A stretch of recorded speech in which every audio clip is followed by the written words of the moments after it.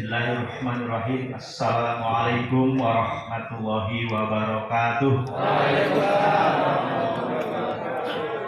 Bismillah, alhamdulillah, wassalatu wassalamu ala rasulillah wa ala alihi wa sahbihi wa mawalah, la hawla wa la quwwata illa billah, amma ba'd. Yang sama-sama kita hormati Bapak Profesor, lengkapnya ini beliau Muhammad Ali Jabri. Matur nuwun rawuhnya Bapak, juga yang kami hormati Bapak Insinyur Abdullah Sundan, yang juga hadir sama kita, Bu Kadis, Mas Ruki Bahro, ini senior saya kebetulan. Kemudian Mas Imam Turmuji dan Bapak Ibu sekalian, seluruh kelompok tani dan hadirin yang berbahagia. Alhamdulillah hari ini saya ketemu Bapak Ibu sekalian. Apa yang diceritakan oleh Mas Imam, Mas Ruki, itu yang selama ini saya pikirkan Bapak Ibu sekalian. Jadi tangisnya Pak Mas Ruki itu sama dengan tangisnya saya sebagai orang desa. Saya ini lahir dari Cidusal Kidul sana, Pak, itu Tanggungan.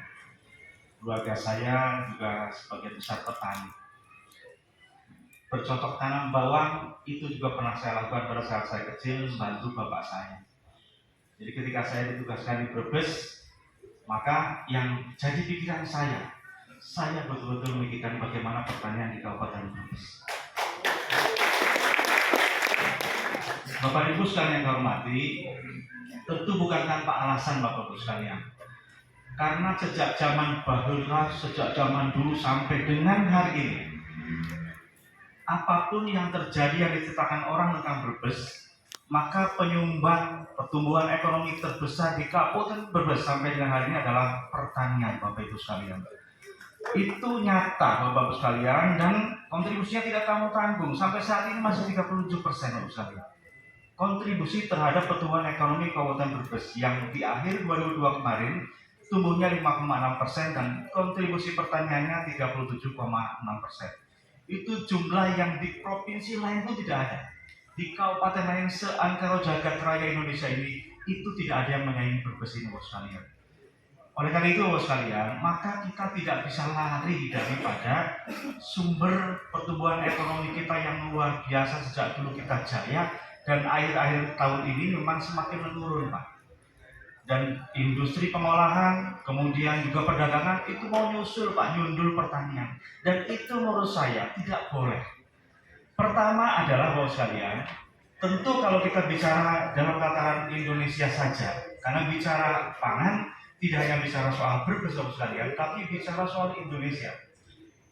Perang ke depan, Bapak Ibu sekalian, perang 2024, 2005, 2006 itu bukan senjata lagi. Perang ke depan itu adalah satu perang energi, yang kedua perang soal pangan, Bapak Ibu sekalian.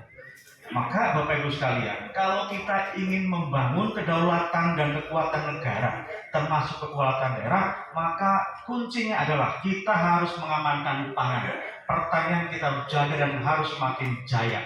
Itu adalah kuncinya.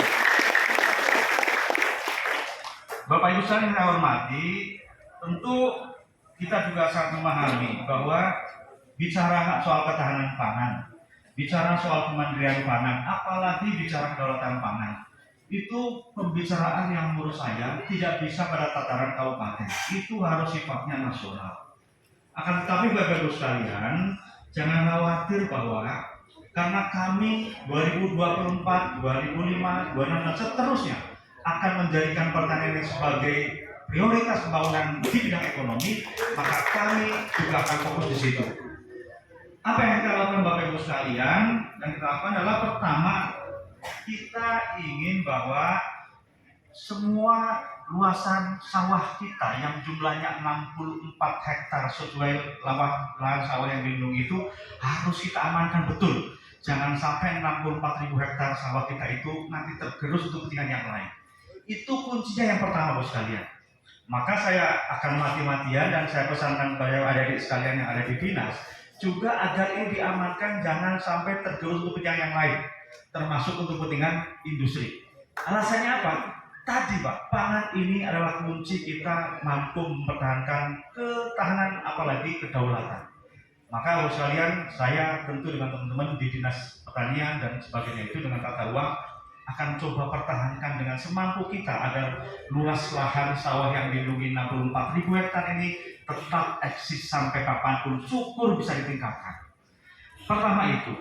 Yang kedua adalah 64.000 hektar ini upayakan kita bisa produktif Bapak Ibu sekalian. Saya jujur nangis Bapak Ibu sekalian ketika jalan di jalan tol Pak. Saya sampaikan para pelajar saya kumpulkan, ayo kita jalan dari arah Semarang ke arah Brebes. Maka ketika masuk kilometer 375 ke barat, yang terjadi apa Bapak sekalian? Kanan kiri punya kita itu semuanya tandus. Saat ini berbeda 375 ke timur Pak. Dari mulai Tegal ke timur itu masih hijau royo-royo. Ternyata Bapak sekalian memang betul adalah soal air Bapak Ibu sekalian. Maka Bapak Ibu sekalian, apa yang harus kita lakukan terhadap sawah-sawah kita yang jumlahnya tadi saya sebutkan 64.000 ini? Maka pertama, sawah irigasi teknis yang jumlahnya 47 hektar itu betul-betul harus kita dorong agar bisa kita tanami, jangan sampai cukup hanya 2 kali kalau saya. Harus kita bagaimana bisa 3 kali tanam. Itu yang saya pikir betul Bapak sekalian. Maka caranya gimana? Sumber airnya memang harus coba kita pertahankan dan kita perbaiki. Maka Bapak Ibu sekalian, bagi yang sudah irigasinya irigasi teknis, yang saat ini kondisinya sangat-sangat memprihatinkan Bapak sekalian, dapat saya ceritakan. Kita punya 449 daerah irigasi. Dari 449 itu kita punya 120 bendungan. Dan 37-nya itu rusak parah Bapak sekalian. Saya hampir 30-nya itu sudah saya cek. Mulai dari Glempang, kemudian Kembang, kemudian Notok, Gelaban, terakhir saya kemudian cek kembali di Buaran sana itu luar biasa Bapak. Sampai itu baru bendungnya, belum jaringan irigasinya. Maka Bapak Ibu sekalian, saya dari pemerintah kabupaten dan teman-teman ini memastikan bahwa seluruh jaringan irigasi termasuk bendungan yang saya sebutkan rusak tadi itu secara bertahap harus kita perbaiki. Karena sumbernya dari situ, sumber air kita yang irigasi dari situ Bapak sekalian. Maka kalau kita membandingkan di daerah timur sana yang masih joroyo-royo, karena memang bendungannya relatif masih bagus Pak. Dari mulai Pemalang, Banten dan sebagainya masih relatif bagus.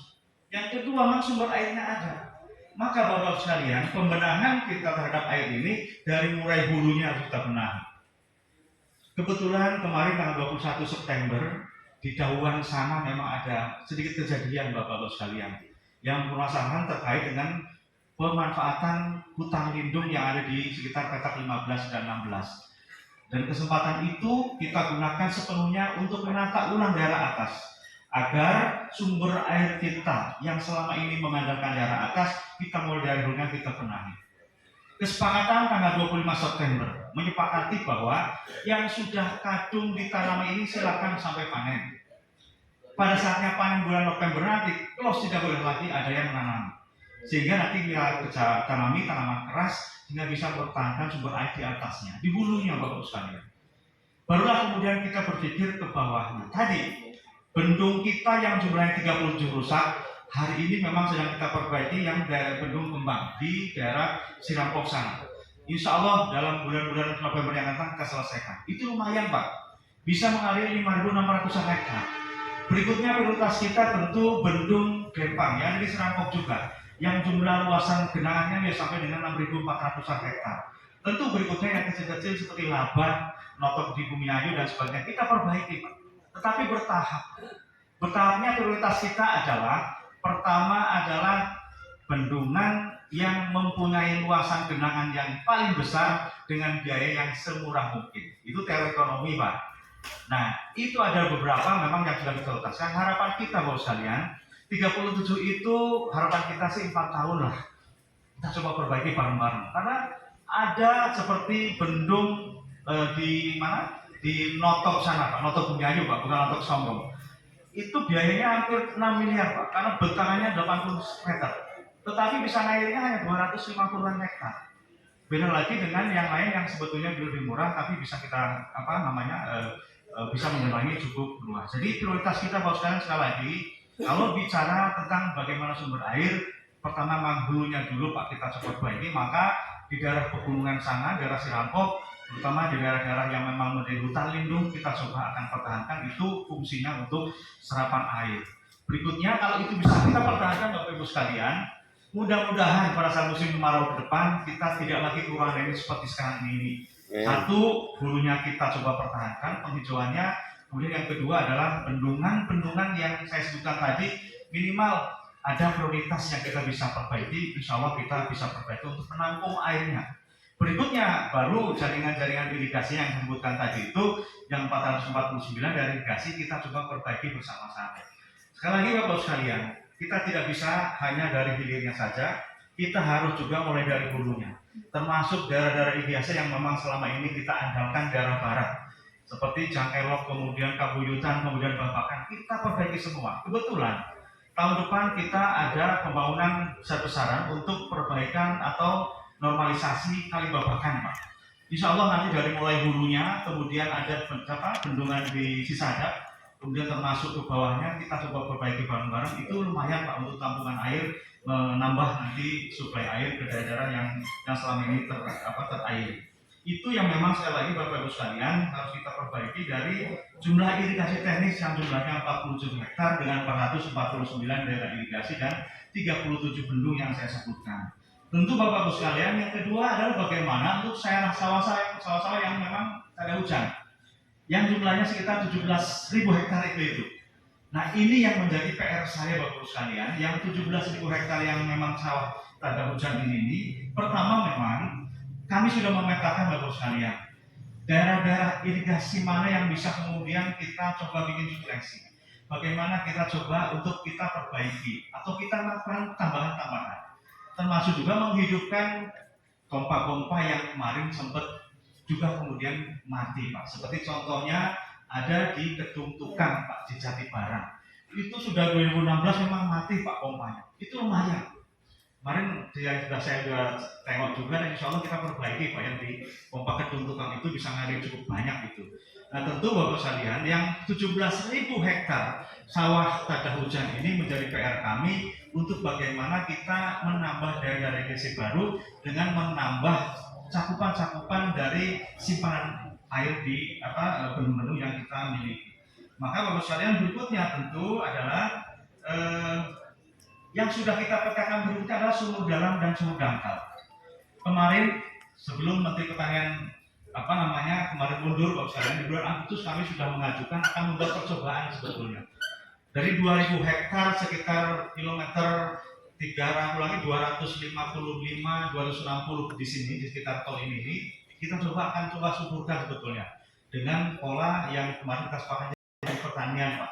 Kita ingin coba untuk bor, kemudian sumur dalam, sumur dangkal dan sudah kita petakan, tapi saat ini memang dari Menteri Pertanian belum ada kabarnya kepada kita. Tapi Bapak sekalian, sekali lagi kaitan dengan bagaimana meningkatkan air yang ada di Brebes ini, air baku untuk pertanian ini, itu menjadi perhatian kami tahun 2024 yang akan datang dengan mencoba meningkatkan jumlah bendung-bendung yang kita perbaiki yang sekarang dalam posisi rusak.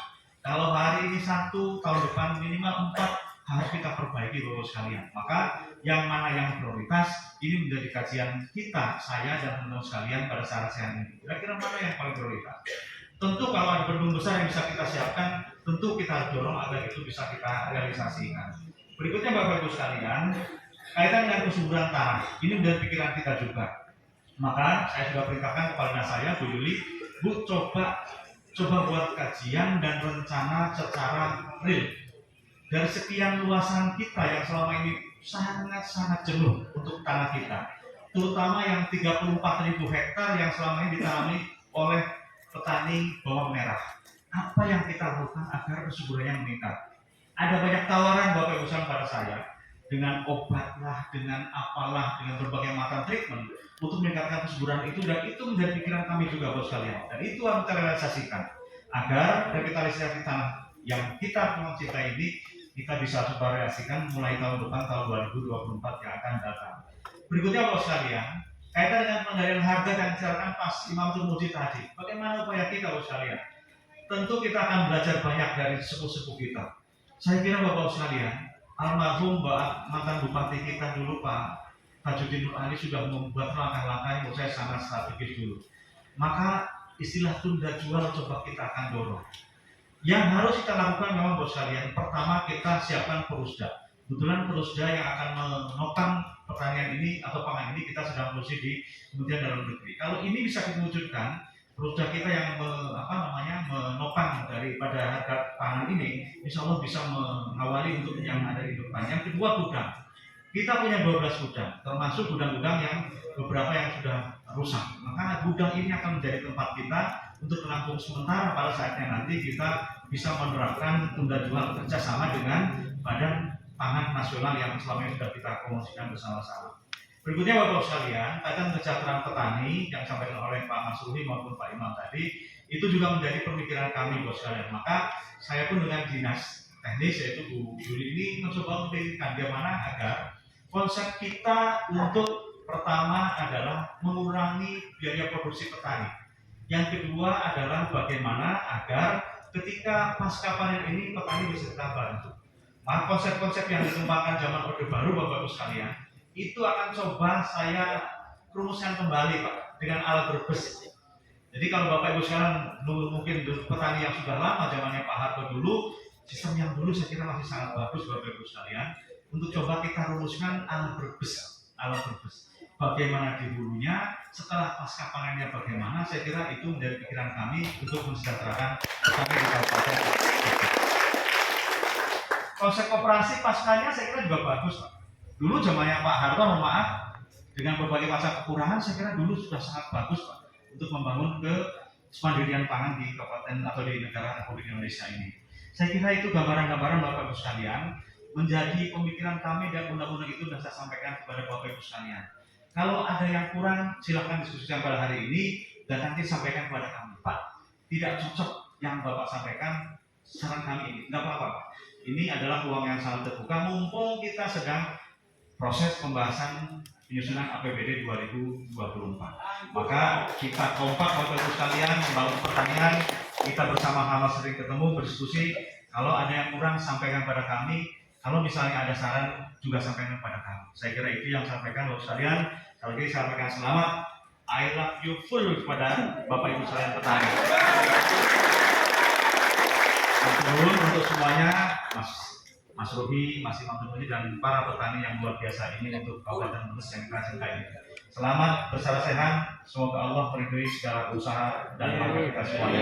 Amin ya rabbal alamin. Allahumma fiqh ila Wassalamualaikum warahmatullahi wabarakatuh.